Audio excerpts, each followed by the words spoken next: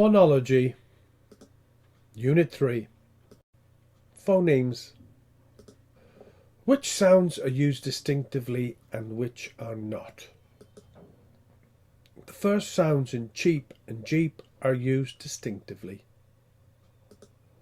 We can define a phoneme, which is what ch and j are, as the smallest contrastive unit in the sound system of a given language which distinguishes one word from another. Normally, when we want to find out if a sound has phonemic status, that is, if it is a phoneme in a particular language, we contrast it with other sounds. For example, tip, pip, lip. You can see that in these three words we have the sequence ip. The only thing that changes is the first sound. So we have t, p, l. Tip, pip, lip. The same thing happens with pop, top, hop. So each of these sounds, these initial sounds, is a phoneme, because if you change one for another, you have a different word. More examples: pool, tool, fool, and pale, tail, fail. Thus we use a series of minimal pairs, that is, words that vary in only one speech sound, to carry out a commutation test. That's the test above: tip, pip, lip, pop, top, hop, pool, tool, fool, pale, tail, fail. In this way we can find out which sounds are phonemes in any particular language, in this case English. But of course this can be done with Spanish, Valencian, or any other language. Allophones. The different realizations of phonemes are called allophones. When we say realizations, we mean the way they are pronounced in actual fact. We'll see some examples. Allophones are written between brackets. Car is the transcription of the normal realization of the word car. Notice there is a superscript H. That is, in this type of transcription there is more detail. A phoneme will be realized differently depending on its phonetic context.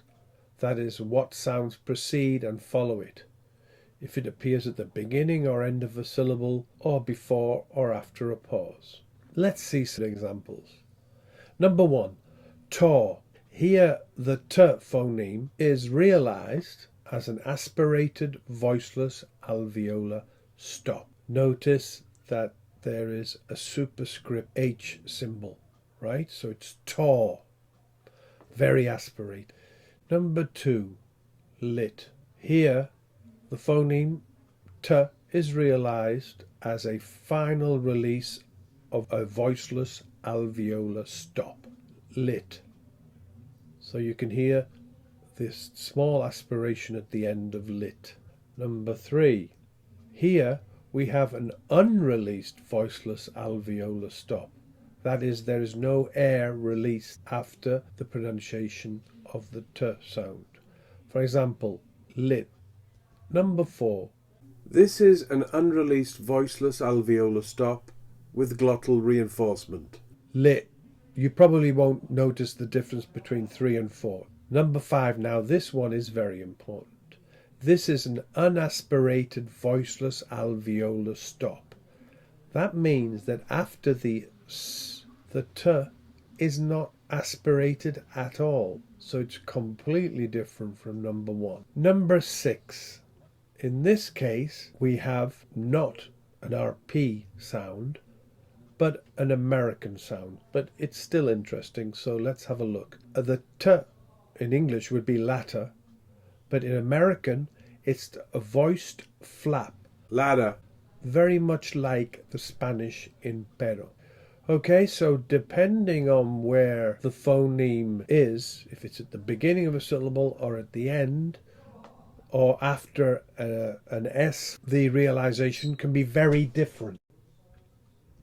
In the case of voiced consonants, each has at least 2 allophones corresponding to fully voiced and devoiced realizations, which depend on the phonetic context. Basically, fully voiced consonant sounds occur when they are preceded and followed by voiced sounds, as in the middle sounds in these words. For example, labour, ladder, logo, lover, loser, lather, lodger, looming, loaning, longing. In each case here, they are fully voiced because they go between voiced sounds.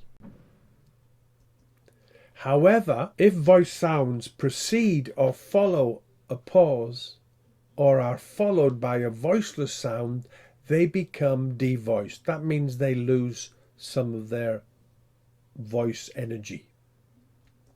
For example, bib, did, gag, verve, zoos, though, loathe, judge, maim, noun, long.